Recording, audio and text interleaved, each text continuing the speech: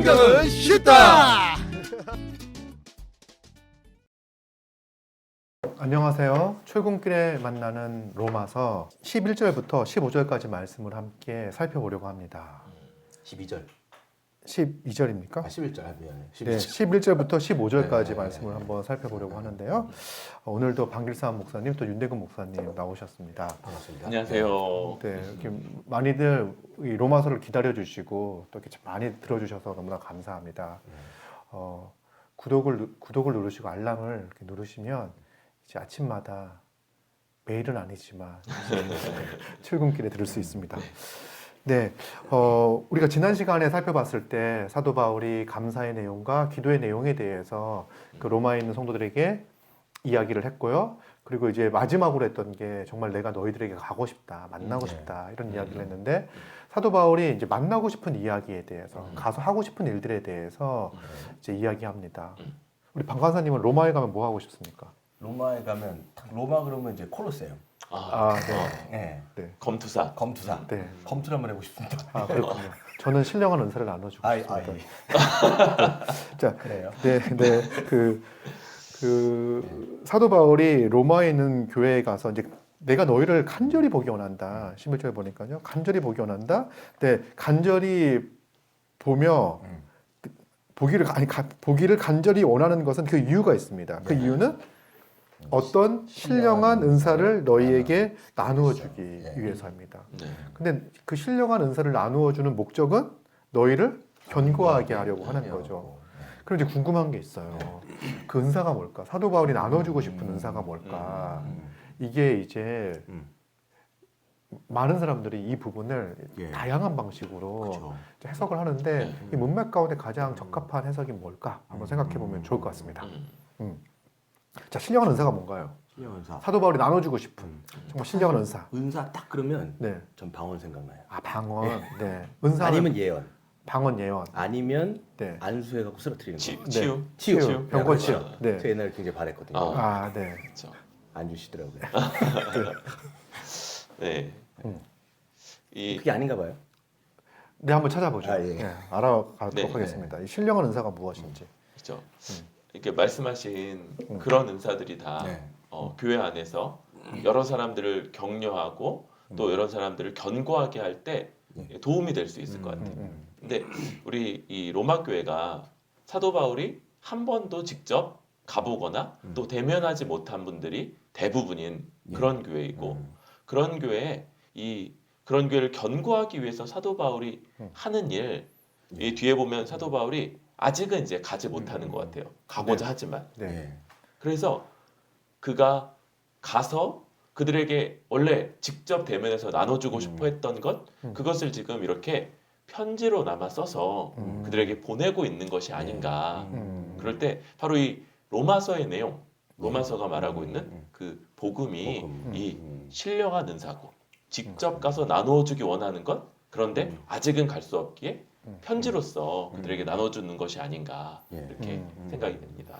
신령한 은사라고 이야기했을 때 이건 예. 복음, 그러니까 선물로 볼 수 있고 은사를 선물로 볼 수도 있고 그러니까 이제 정말 영적인 선물, 가장 좋은 선물이 뭐냐라고 이야기할 때 이 복음이다라고 이야기하고 또 은사의 측면으로 보면은 이제 사도 바울이 가지고 있는 그 말씀을 전하고 가르치는 그 은사를 통하여 이 복음을 전하는 것이 아닐까 예. 생각을 하는데 예. 그 15절을 보니까 뭐라고 나와 있죠? 15절에? 그러므로 나는 할 수 있는 대로 로마에 있는 너에게도 복음 전하기를 원하노라. 네. 분명하게 얘기하네요. 네, 사도 바울이 정말 로마에 있는 너희에게 하고 싶은 건 복음을 전하는 거죠. 그래서 내가 간절히 가서 만나서 간절히 원하는 것은 신령한 은사를 나누어 주는 거고 다시 한번 15절에서 이야기하는 거 로마에 있는 너희에게 복음을 전하기를 원한다. 할 수 있는 대로 내가 이걸 원한다라고 이야기합니다. 그래서 이 신령한 은사는 복음을 통해서 성도를 견고히 세우는 거. 이것이 사도 바울이 로마에 가서 성도들에게 하고 싶었던 것 같아요. 하고 싶었던 거예요. 자, 그러면 그럴 때 목적이 나옵니다. 이렇게 하려고 하는 이유는 이제 12절 보면 이는 이렇게 하는 이유가 내가 신령한 은사를 나눠줘서 너희를 견고하게 되면 다르게 이야기하면 복음을 전해서 말씀을 가르쳐서 너희를 견고하게 하려는 이유는 이유가? 목적은 믿음으로 피차 아니함을 얻기 위해서다. 이렇게 얘기를 하고 있거든요. 너희와 나의 믿음으로 말미암아 너희와 피차 나의 믿음. 그렇죠. 아니함을 얻으려고 한다. 너희와 나의 믿음. 그러니까 네. 같은 믿음인가 봐요. 너와 나의 연결고리 뭐 이런 거 있잖아요. 너와 네. 나의 연결 믿음 뭐 이런 네. 거. 네. 그 너와 나의 연결고리가 뭐냐 했을 때 같은 믿음. 그렇죠. 같은 믿음. 같은 믿음이 뭔가요? 같은 믿음. 그냥 딱 생각할 때는 믿음인데 같다라고 했을 때는 믿는 내용과 믿는 대상이 같다 이렇게 볼 수 있지 않을까요? 네. 근데 믿음은 좋은데 믿음은 좋아. 그렇죠. 나도 좋고 그도 좋아. 네. 근데 믿음의 내용이 달라. 아이고. 그러면 이건 서로가 아니할 수가 없는 네. 거죠. 그러네요. 네. 뭘 믿고 계세요? 뭐 그죠. 요즘 뭐 저랑 같은 건지 좀 봐야 되겠어요. 같은 영을 받았는지 좀. 네. 이렇게 이제 확인을 하겠다는 거죠. 그렇죠. 네. 네. 네. 그리고 같으면 음. 그리고 이게 너무 똑같고 그러니까 서로가 아주 위로가 되고 격려가 되고 그렇죠. 더 힘을 얻게 되는 이런 일들이 벌어질 것 같아요. 한 번도 보지 못했던 사람들. 근데 나와 같은 주, 같은 대상을 믿고 있고 또 그분을 통해서 기대하는 바, 소망하는 바, 또 그분께 내가 드리고 있는 충성과 헌신이 동일하다는 것만큼 내가 지금 믿고 있는 이 복음이 정말 참이고 정말 하나님의 역사의 결과물이며 이것이 그대로 이루어질 것을 더 확신케 하는 게 없을 것 같아요. 그건 아니에요. 이렇게 어떤 분들 같은 경우에는 이제 새로운 이야기를 듣는 거를 이렇게 즐겨하시는 분들이 있습니다. 이제 이게 뭐 하나님의 말씀을 더 알아가는 측면이 아니라 그냥 이렇게 새로운 이야기 이제 뭐 이런 얘기를 듣기를 좋아하는 분들이 있어요. 그래서 뭐 어떤 이제 목사님이 오셔서 설교를 할 때 듣지 않았던 그동안 듣지 않았던 듣지 못했던 새로운 이야기냐 그렇지 않느냐를 통해서 야 이분은 정말 지금까지 내가 알지 못했던 듣지 못했던 걸 인사이트 있게 설명해 주신다. 막 이거를 좋아하시는 분들이 있고요. 사실은 같은 이야기를 하고 있을 때, 그분이 오셔서 전하는 이 복음이 내가 믿고 붙잡고 있고 그게 견고히 서려고 애쓰고 있는 그 말씀, 그 복음을 이렇게 전하고 가르칠 때 오히려 힘이 나고 이렇게 안위함을 얻고 격려를 얻고 하지 않는가 생각이 듭니다. 그래서 일반 성도들도 좀 생각해 보면 회사에 나갔을 때는 치열하잖아요. 그래서 믿지 않는 사람들과의 대부분의 관계일 텐데 그럼 믿지 않는 사람들하고 얘기했을 때는 정말 세계관이 다르거든요. 돈 얘기, 뭐 여자 얘기라든지 술 얘기. 뭐 사실 편리하게 살기 위해서 굉장한 이제 뭐 이런 걸 추구하는 게 다르잖아요. 근데 거기에서 어떻게 보면 외로이 있다가 자기와 같은 믿음의 동역자인 교회 안에서 성도들과 이제 그 믿음의 얘기를 했을 때 같은 예수 그리스도에 대한 믿음, 그다음에 같은 것을 바라보고 했을 때 거기서 나오는 어떤 믿음의 시너지가 굉장히 크지 않을까? 거기서 위안을 받는 거죠. 안위함을 얻는 거죠. 나만 혼자 이렇게 사는 게 아니라 나와 동일하게 살아가는 사람이 또 있구나.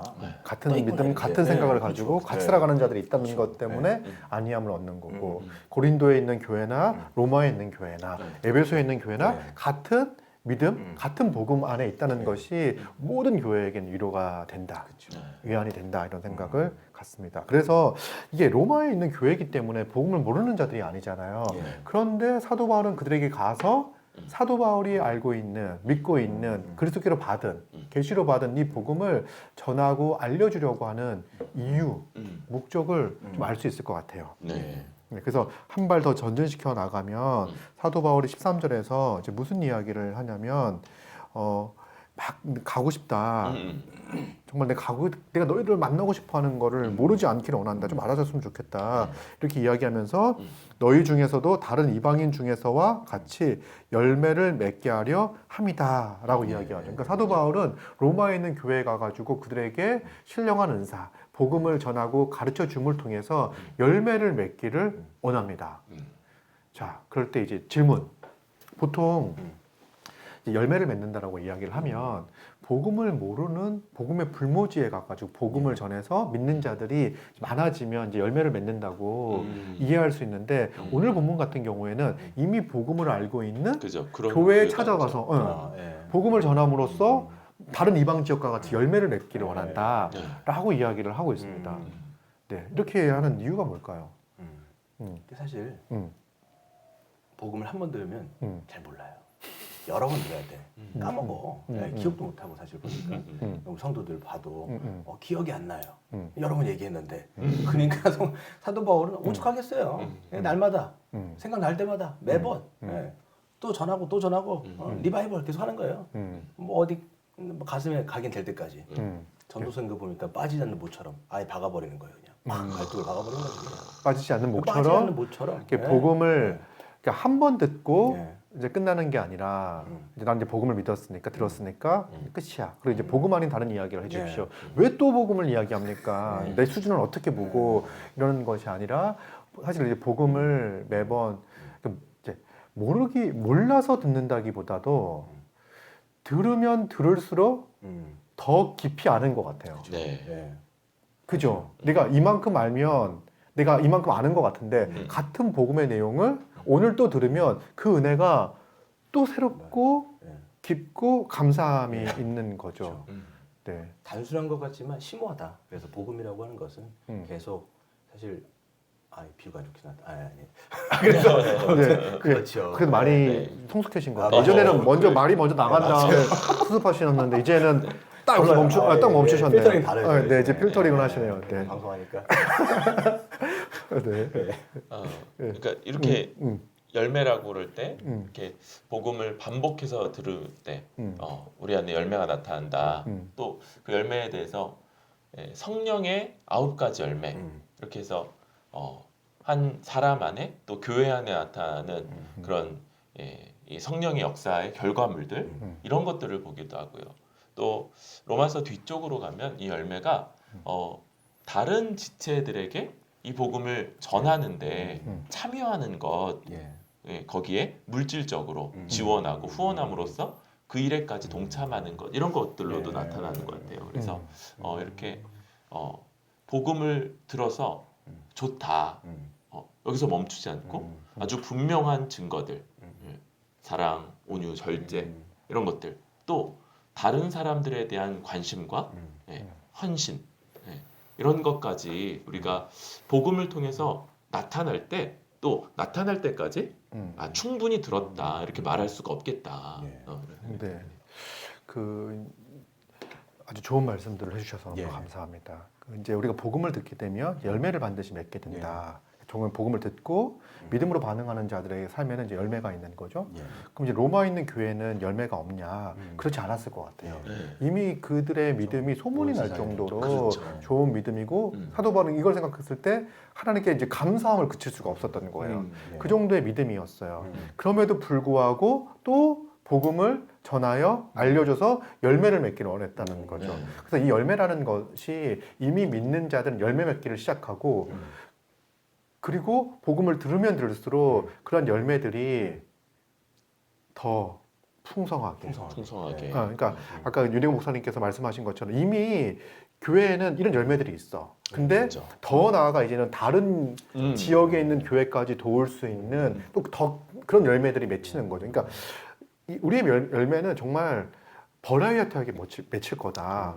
나는 성령의 9가지 열매 중에서 한 가지로 멈추겠다. 이 정도 수준으로 멈추겠다라고 있을 수 없는 거죠. 말씀 가운데 거할 때 그 열매는 더 풍성하고 온전하게 맺혀지지 않는가 생각이 듭니다.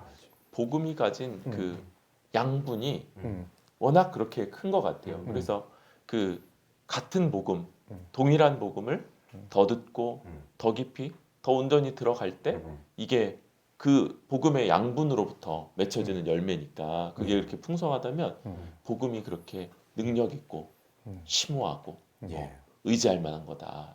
이런 생각을. 그러니까 열매가 탁 맺혔을 때 사실은 대단한 거거든요. 이거는 그러니까 우리가 만들어낼 수 없는 그 열매가 하나가 딱 맺혔어요. 근데 이게 끝이 아니라는 게 더 놀라운 겁니다. 우리가 말씀 안에 거할 때 하나님께서 그 복음의 그 양분을 통해 가지고 우리가 기대할 수도 없는 그러한 열매들을 매일매일 맺게 하는 거죠. 이걸 아니까 사도 바울은 복음을 알고 있고 믿음의 소문이 난 교회 가가지고 더 알려주고 더 하고 싶어하는 그런 마음들이 있었다.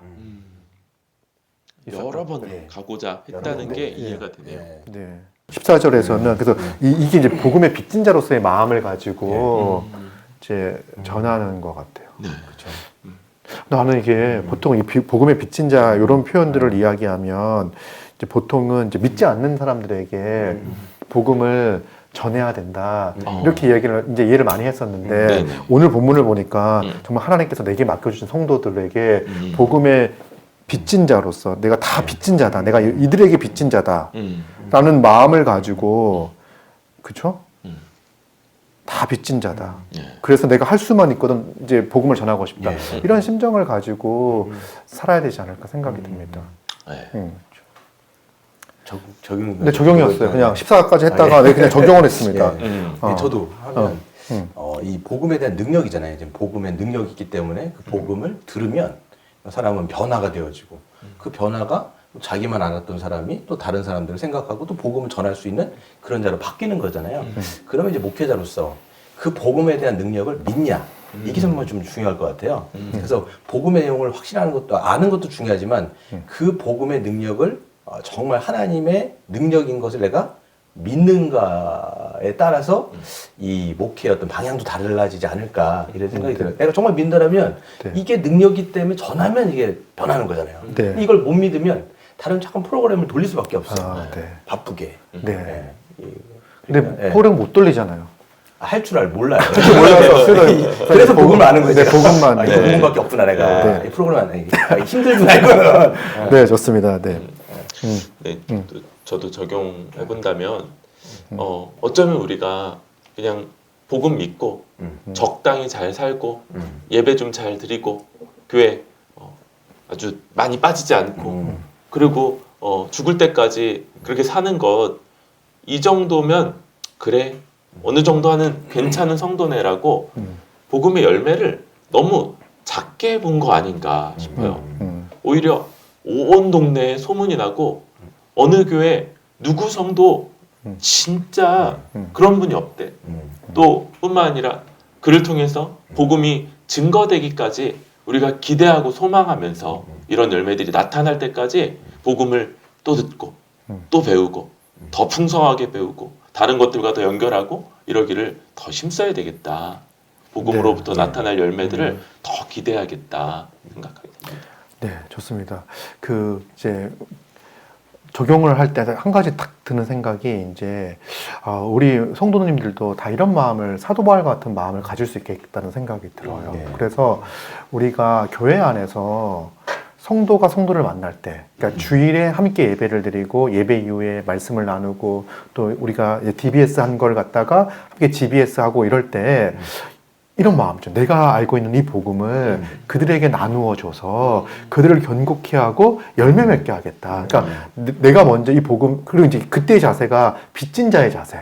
내가 이미 그 복음에 큰 빚을 져서 내가 이런 큰 은혜를 받았고 그러니까 일주일 동안 이렇게 말씀 묵상하고 설교를 들으면서 늘었던 은혜가 너무 큰 거야. 그러면 이제 이걸 갖다가 우리 성도들 만나서 나눌 때 이걸 나눈다는 게 그냥 내가 알고 있는 거를 이야기하는 정도의 수준이 아니라 이걸 전함으로 말미암아 열매 맺게 한다. 열매 맺는다. 더 견고해진다. 이런 마음을 가지고 적극적으로 우리가 서로 복음을 나누고 할 수 있지 않을까 생각이 듭니다. 우리는 복음의 빚진 자다. 우리는 빚진 자다. 맞아요. 대부분 많이 빚졌을 거예요.